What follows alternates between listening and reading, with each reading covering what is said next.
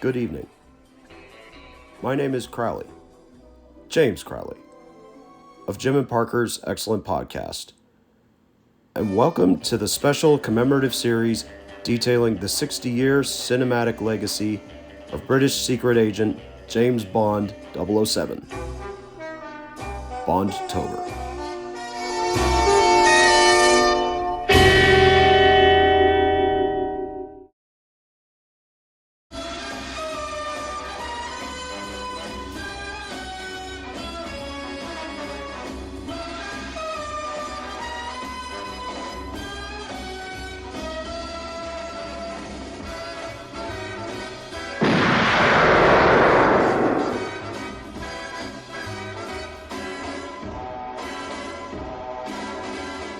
And here we are at the first ever official James Bond film, Dr. No.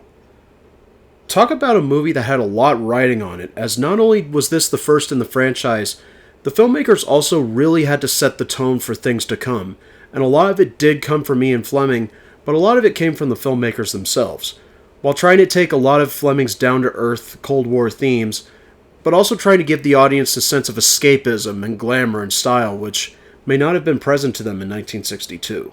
What do I mean? Well, let's take a look at the story. Dr. No involves the investigation of the death of British agent John Strangways in Jamaica. MI6 decides to send its best man, one James Bond 007. Do I even need to introduce it because he has the best introduction in cinema, bar none. I admire your courage, Miss... Trench. Sylvia Trench. I admire your luck, Mr. Bond. James Bond. God, I get chills every time I watch that scene. And such sets the tone for the rest of the movie. A glamorous setup, a stylish execution, and a lot of charm to go with it. Now, does that make Dr. No a perfect film? Not really. But I was surprised on this rewatch that I've kind of been sleeping on this one over the years.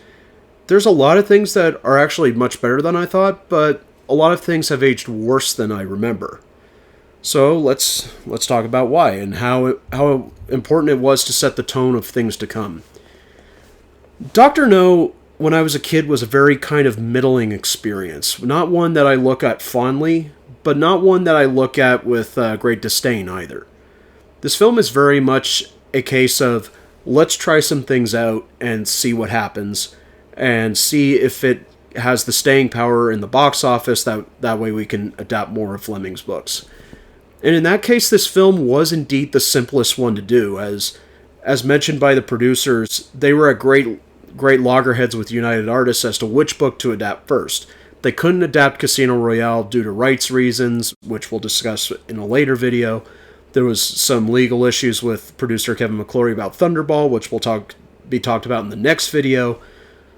So going through the available books that they had, they decided that Dr. No was the easiest one to adapt because it was essentially a single setting, a very simple story compared to films like From Russia with Love and others which are going to follow. And I think they actually did make the right call, because this is actually a good kind of a simple adventure to get the audience invested in the world of James Bond. Now, with that being said, the script is not exactly the best written out of the bunch, but it's not exactly the worst. It's sort of a middle of the road kind of screenplay. Its greatest strengths actually come from the direction and the cinematography and the editing. This film was helmed by director Terrence Young, who's not particularly famous outside of James Bond circles, but he is a very good director, I think, and he's much better at directing kind of smaller adventures such as this. As we'll see later on down the road, he has a little bit of a problem trying to go big and grand when he doesn't have the budget to go with him. In this case, it was a good idea to try to keep it more of a noir mystery rather than a straight-up action film. However, the problem is, it's not a particularly well-developed mystery, nor is it really building up to much. The big problem with this movie is the villain himself, which is Dr. No.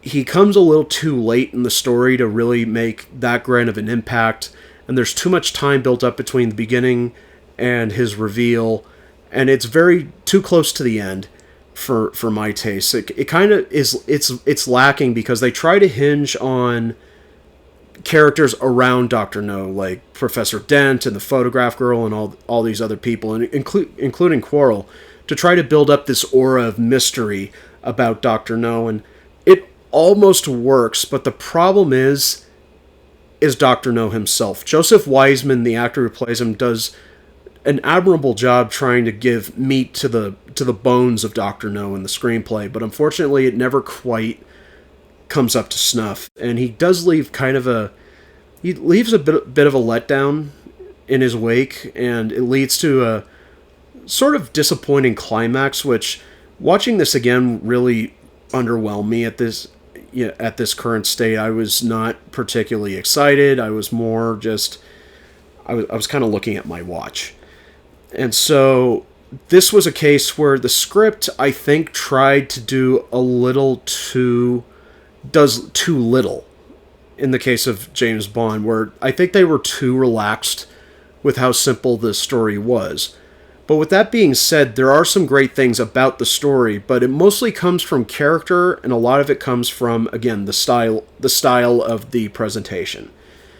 And of course, the big linchpin this movie rests on, which was really critical, set the tone for everything to come, and how Bond would be photographed and how he would act, was Sean Connery himself. Connery was plucked from more of a player status to leading man status. He only really had two major films under his belt. He had The Longest Day, and he had Darby O'Gill and the Little People by Walt Disney, which was actually the film that kind of landed him the job, because supposedly Broccoli and Saltzman brought their wives into a screening of Darby O'Gill, and they asked how attractive he was, and they said he was very attractive, so of course that helped land him the gig. The problem was, Ian Fleming was not convinced at all about Sean. In fact, he very much disliked the idea of casting Sean, until he met him on set in Jamaica and realized that this guy actually was far better than anybody could have anticipated. And of course, Sean stuck the landing. He looks great in all the suits he wears. He carries off a very sardonic sense of humor. He just really nailed. And plus, he's irresistible to the ladies while still being charming, but a little bit of a brute. In this case, Sean was still able to carry off with a little bit of a charm, with a little bit of a wicked twinkle in his eye. I especially love this scene where he's picked up at the airport by this driver who said he was sent ahead. He decides to call ahead and ask if they'd send a car, and when they say no, he has a little bit of a twinkle in his eye, thinking, I'm going to have some fun with this guy. And sure enough, he does. He whoops this guy to Kingdom Come.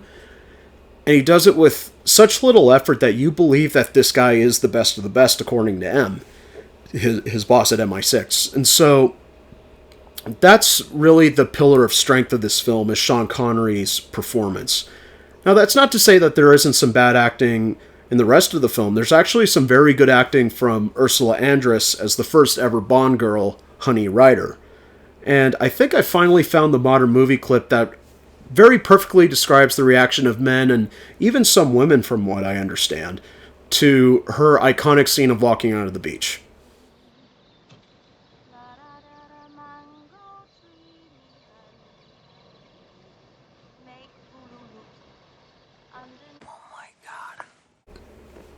I think that's pretty accurate, to say the least.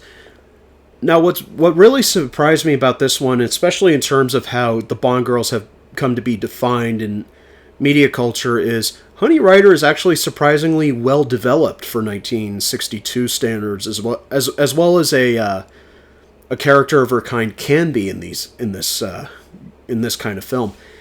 She actually has a bit of a worldly education. She says that she has learned all she knows through encyclopedias, and she's almost towards the end of the encyclopedias. And she learned from her father, who she's convinced Dr. No murdered years ago, and she wants revenge, and she wants to help Bond. But at the same time, she is played very much as an innocent, as somebody who kind of gets mixed up in this business and doesn't necessarily need to be rescued by James in that sort of classical damsel in distress way. She actually does try to put up a fight when she's being taken away. She always has her guard up. There is a little bit of a spunk to Honey Rider that I was really surprised to see. And it really kind of gave me a new perspective on this film.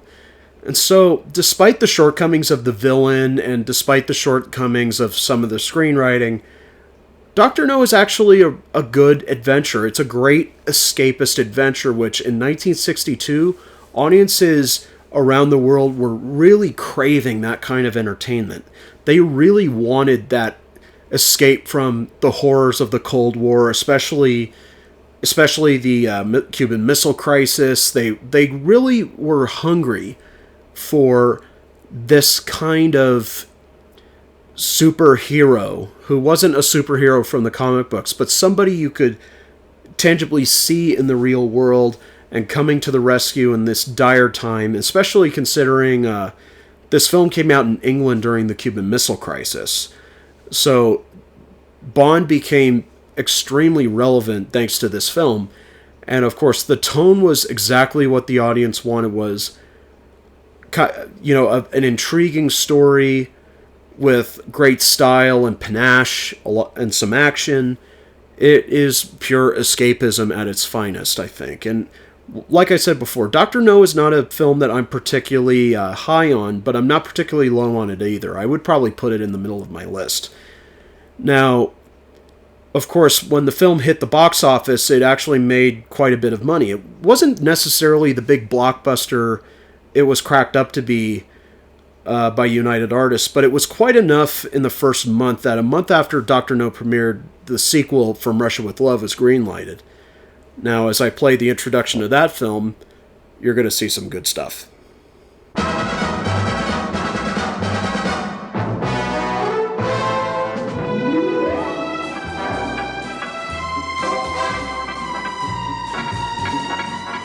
This is more like it. From Russia with Love is definitely one of my favorite Bond films, simply because everything just feels upped. Every single element of production feels refined, it feels heightened, it feels more developed, it feels the editing is much tighter, the cinematography is much grander, the script is, despite some problems behind the scenes, which I'm about to get into, is very solid and very well constructed. And what do I mean by problems behind the scenes? Well, there was a huge issue adapting this book because I don't think it was intended to be the next James Bond film. In fact, I think they were thinking of something else, but John F. Kennedy was interviewed in Time magazine, and he stated that one of his favorite books was From Russia with Love, which really shocked a lot of American readers at the time because the books were not particularly well received at first. It was only after Kennedy and a lot of other celebrities started to back the books, as well as Dr. No at the box office, that Bond really started to strike a chord domestically in the United States and saw a resurgence in popularity in the UK. Now, the problem was, the book by Ian Fleming is very complicated. It is a very torrid, confusing, and deeply complex Cold War espionage thriller. And it's a great read, don't get me wrong, but adapting it for film it would be very difficult, and Richard Maibaum proved to be up to the task eventually. There was a weird time where they couldn't quite get the focus on the screenplay or the story, and that was because they decided to add the criminal organization of Spectre as manipulating the two sides, both NATO and the Soviet Union. In the book, it's clearly the Russians' SMERSH versus the NATO MI6. Now, the thing about this was, and this was very important for the franchise going forward, was Cubby Broccoli, Albert Broccoli is his official name. Cubby Broccoli had always felt that things could eventually be resolved between NATO and the Russians, that the Cold War could eventually end, so he was very wary of making the Russians the straight-up villains. And in this case, it was a very smart idea to have Spectre be the architects of this scheme and to have both sides be pawns in their game, which made the story much, much more interesting than it already was. And it led to a lot of twists and turns, a lot of backstabbing, a lot of double crosses, all the great makings of an espionage story.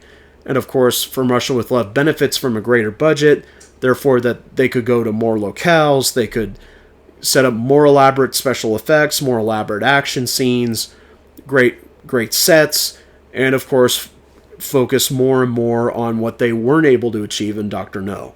They were able to focus on a great screenplay. Now again, the script was in flux most of production, and a lot of it was left up to Richard Maibaum and editor Peter Hunt to sort of make all the puzzle pieces fit together in post-production. And what they came up with is a story that you can really follow, but you still have to pay attention. There's still some things that you may not catch right away. And I love that, and it actually leads to greater rewatchability than Dr. No could ever have. Because sometimes if you miss something, you say, I wonder what I missed. You can go back and rewatch it, and you'll catch, that's it. So I love that kind of espionage and spy stories like that, is you can revisit it time and time again, and you could still get something great out of it. And of course, in terms of character, there was a lot more thrown at sort of the dynamics between the characters that was kind of missing in Dr. No as well. James is very much a man on a mission in this story. He is told that he has to fetch or possibly steal a Lecter device, which is an encryption device from the Soviets, which would greatly benefit the West. And the catch is he has to meet this Russian lady who will only surrender to James. Now, of course, this is all set up through deception and Spectre deceiving the woman Tatiana Romanova, played by Daniela Bianchi, to kind of mess with James a little bit, even though she's not actively doing so. This is really a case where the Bond girl is, I suppose, more of a function in the story than she is a defining character. And what's really disappointing is Danielle Bianchi actually really tries to give a good performance, but unfortunately there's a critical point in the story where they're making a getaway on the Orient Express, great setting, and she more or less, a friend of mine who I love James Bond, and he and I went to film school together, he famously told me Tatiana went from being a very interesting character to a bit of a simpering twit. So when I rewatch this again, he's kind of right. She loses any kind of intrigue until the very end of the film, when she's forced to make a critical decision, and it gives her agency back, I think, a little bit. It kind of redeems the character a little bit for me, because yes, if they didn't have her do that, then she really just would have become a simpering twit by the end of the picture, and that for me would have never done for a film like this. Now, what's great is Sean is able to show a little bit of a different side to Bond in that he actually finds a contact in Istanbul, which is where the meat of the story really takes place, who is not only valuable, but he's a very likable and warm presence, and which is Karim Bey, head of Station T Turkey, played by Pedro Almendarez. He and Connery share a great chemistry throughout the film in that they're trading one-liners, they share similar interests, especially when it comes to ladies.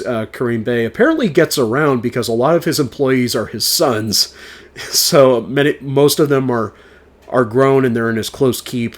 That's a really interesting detail for the character, and one that's kind of fun when you really think about it. Is he finds that family is better than anybody else to hire, which is not a bad idea in practice. Now, another more of a tragic tidbit about the film is halfway through production, actor Pedro Almendarez discovered he had cancer and that he wouldn't survive. So the filmmakers decided to be very kind and reshuffle the schedule so Almendarez could finish shooting his scenes and dub his voice and do all the post-production looping that was necessary in order to get this done. The sad thing is after he was done, he unfortunately took his own life because he simply couldn't live with the pain of his cancer. And it was a really sad end for the actor because he was a very good, solid character actor. In fact, John Ford used him to great effect in some of the cavalry pictures and some of the westerns. He would sometimes be paired with Victor McLaglen or Ward Bond, and they would get on John Wayne's nerves. And he was a really good, solid character actor, and what a great film to go out for him on. It was a wonderful performance and one of my favorites in the Bond series, to be honest with you. In terms of villains, much, much better than Dr. No ever could have been. We have two excellent villains in this film. We have Spectre number 3, Rosa Klebb, played by Lotte Lenya, who was a very good character actress. She was apparently, what I found out through research was she was married to Kurt Weill, which is actually kind of cool. And she had been recently nominated for an Oscar, so that made her a bit of a commodity in the cast. And she plays it with a bit of a hilarious menace because she's a very small woman, yet she still packs a punch, and she's deathly threatening to anybody around her. And she has a very famous gadget, which is a blade in the shoe. She pokes the shoe and tries to stab Bond with it towards the end of the film. It's a funny but still kind of tense scene. And she manipulates Tatiana in a bit of a racy scene for 1963, but I'll let you guys watch the film to see if you guys can pick up on it. And, of course, we have Robert Shaw, the great Robert Shaw, as Red Grant, who is a Spectre thug sent out to complicate matters further and keep tabs on Bond. And eventually he comes into the plot in a very organic way, and he and James confront each other in a very organic way and have a great, terrific fist fight in their cabin in the Orient Express. It's a brutal fight, made even better by the cinematography and the sound effects, and just the sheer physicality of Shaw and Connery. They really sell the scene. They sell the tension between them in the lead up to it, which originally I thought was a bit of a weakness because essentially Grant dumps exposition on Bond to more or less fill Bond in on what we already know. But what I've discovered is instead of it just simply being there to clear things up for the audience, to clear things up for Bond, they very smartly make it a character moment for Grant. They make it more of a ego thing rather than as a function to clue the audience in. He comes off as a smug bastard a little bit. He is taunting Bond, and Bond very narrowly escapes through the first ever gadget he receives in the series, which is the box of tricks provided to him by Desmond Llewellyn and his Q. A little bit of a side note, I made a mistake in our Goldfinger episode for Jim and Parker's excellent podcast. I had erroneously said that Desmond Llewellyn's first appearance was in Goldfinger. I was wrong. It's in this film. Unfortunately, it doesn't have the same vivre verve as the following film, so I had quite forgotten about it. So I would like to clear that up and say I'm sorry I made that mistake. Now, From Russia with Love can seem a little slow to modern audiences, and even on this rewatch, there were times where I thought this scene could have been shortened just a little bit, but there's enough spice in Terrence Young's direction, and it flows much better thanks to the editing by Peter Hunt. He relies less on the flash cutting and tricks that he used in the first film. It just feels much more of a confident picture than Dr. No really was. Dr. No felt like a great first experiment. This one, I think the filmmakers all felt, we have a movie, let's proceed. And of course, it also further established the tone that the Bond films could be bigger and more adventurous and kind of a travelogue kind of franchise. And that was at first a boon in its favor, but as you'll see in some of the later films, it sort of became a bit of an albatross for the filmmakers. But I'm not going to get super into that right now. Right now, I'm going to conclude my thoughts on From Russia with Love. It's a 9.5 out of 10 picture for me. It's one of the best Bond films. Everything about it just fires on all cylinders. And of course, made even greater amounts at the box office than Dr. No did. So again, signaled to the studio and to the producers that they were really onto something with this, that they had kind of started to find this winning formula. Now, of course, the next film is where the formula really gets set in stone. But I paired these two films together because it was really important for me to show that these two films not only set the tone, but they kind of played with what the tropes or the machinations of a James Bond plot would be in the films coming up. So to end this chapter, both films are not quite on the same level, but they are critical to the adaptations of the films going forward. And so with that being said, I'm going to raise my glass, bid you all adieu, and I will see you next when we decide to have a little fun with Mr. Goldfinger.